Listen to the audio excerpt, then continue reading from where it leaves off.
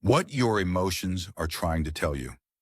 There comes a moment in every quiet life when you begin to sense that something inside you is speaking, though not in words. It doesn't sound like a voice, and yet you hear it. It rises in your chest, tightens your throat, makes your stomach turn, fills your eyes with something unexplainable. These are not random sensations. They are the language of emotion, the whispers of your inner world trying to tell you what your conscious mind has not yet understood. You see, emotions are not our enemies. They are not the storms meant to destroy us.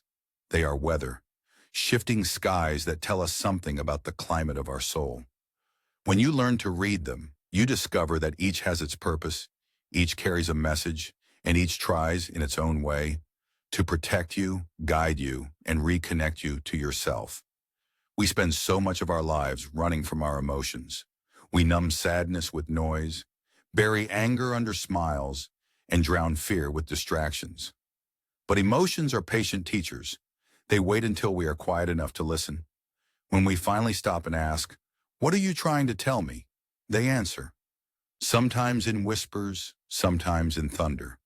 Let's walk together through them, one by one, as if we were traveling through the seasons of the heart.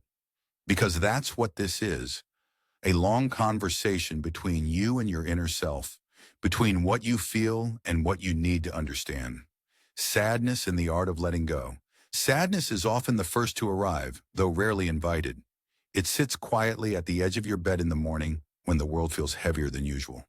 It doesn't shout, it sighs. It shows you what has changed, a lost dream, a friendship that faded, a time that cannot be reclaimed. When sadness comes, it's easy to think something is wrong with you. But sadness is not punishment. It's proof of love. Love for what once was, for what you hoped would be, for what mattered enough to miss. It's your heart's way of saying, "I cared." People tell you to cheer up, to move on, to be strong. But sadness doesn't leave because you tell it to. It leaves when you've listened, when you've sat with it long enough to understand what it's mourning, when you've cried enough to water the soil of acceptance. Only then does sadness soften, not disappear, but transform. And when it does, something beautiful happens. Peace begins to grow in the space where resistance used to live. Sadness, you see, is not there to break you. It's there to cleanse you. It's the rain that washes the dust off your soul. So when you feel sad, ask gently, "What is it that I've lost? What part of me needs to grieve?" Then listen. You might find that sadness isn't there to make you miserable. It's there to help you release what's already gone. Anger and the power of boundaries. If sadness is the quiet rain, anger is the firestorm. It comes fast, loud, demanding to be felt. It floods your body with energy, heat, tension.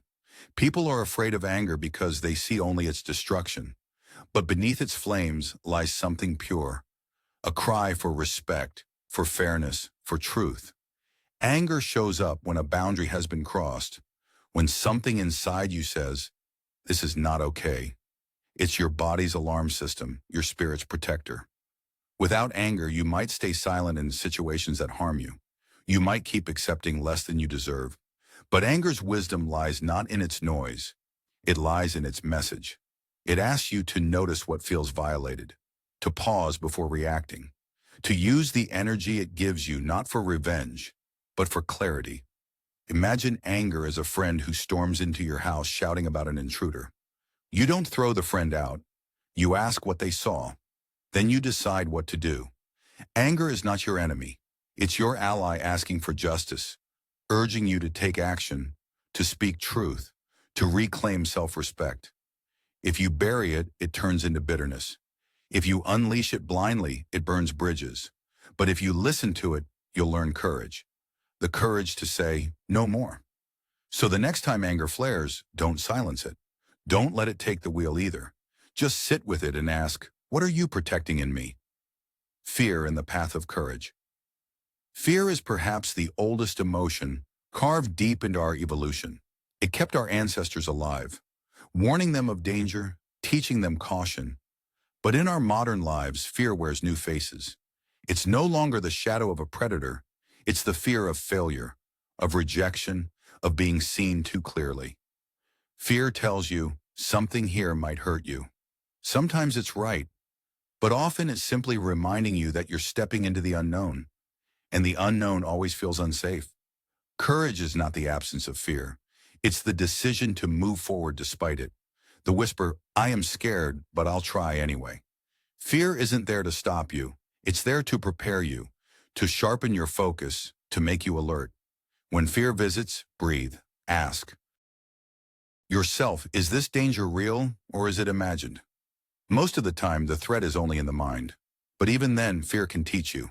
It reveals what you care about. You fear losing what matters most. If you're afraid to love, it means your heart values connection. If you fear failure, it means you long to succeed. Fear highlights your priorities.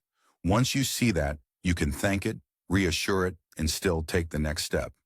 Because fear's true lesson is this: growth always begins at the edge of comfort.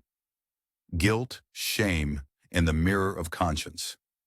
There's a quieter pain that often hides beneath the louder ones. Guilt and shame. They are cousins, but not twins. Guilt says, I did something wrong. Shame says, there is something wrong with me. One can guide you, the other can trap you. Healthy guilt is a compass. It points you back toward your values. It tells you, you can do better. When you listen, you grow. When you ignore it, you repeat mistakes. But when guilt turns into shame, it stops being helpful. Shame makes you believe you are unworthy of forgiveness. The truth is, every human being is both light and shadow. We stumble, we hurt others, we fall short. But those moments are not the full story of who we are. They are invitations to return, to make amends, to learn humility, to rebuild trust. Forgiving yourself doesn't mean excusing your behavior. It means acknowledging your humanity. You cannot become whole by punishing yourself forever. You become whole by facing your mistakes and saying, I am still worthy of growth. The message of guilt is to take responsibility. The message of shame, when healed, is to rediscover compassion. Joy and the music of alignment. Joy is the emotion we chase the most and understand the least. We think it lives in achievement, wealth, or validation. But true joy doesn't need a reason. It appears in the simplest moments. Sunlight on your face, laughter with a friend, the quiet satisfaction of honesty. Joy is the body's way of saying, yes, this is right. It's alignment between your values and your actions, your inner world and your outer life. It doesn't shout like excitement. It hums. The secret of joy is presence. You can't feel joy when you're lost in yesterday's regrets or tomorrow's fears. It only exists now. That's why children live so easily in it. They haven't yet learned to leave the moment. When joy comes, don't question it. Don't wait for the other shoe to drop. Just breathe it in. It's reminding you that despite everything, beauty still exists, and you are still capable of feeling it. Love and connection. The final lesson. At the heart of all emotions, there is one that threads through them all. Love. Not just romantic love, but the deeper force that connects everything living. Empathy, care, belonging. Love teaches you what matters most. It's the reason sadness hurts, anger burns, fear shakes, guilt aches, and joy lifts. Because to love is to be open, and openness means vulnerability. Love's message is always the same. Stay connected to others, to the world, to yourself, because isolation numbs every feeling. And though numbness feels safe, it's not living. When you love, you risk pain, but you also gain meaning. Love is the emotion that holds all others, translating their messages into the language of compassion. It says, feel everything. That's how you know you're alive. Listening to the inner weather. If you've noticed, emotions are not random visitors. They are signals in the great ecosystem of the soul. Like weather, they change. They come and go. None are permanent, and none are meaningless. Learning to live with emotions is like learning to live with seasons. You don't curse the rain, you bring an umbrella. You don't fear the winter, you light a fire. You don't cling to summer, you enjoy it while it lasts. To listen to your emotions is to practice emotional literacy. The art of naming what you feel, understanding what it means, and responding wisely instead of reacting blindly. It's how you become emotionally intelligent, not because you control your emotions, but because you cooperate with them. When you feel something next time, anything, pause. Don't rush to fix it.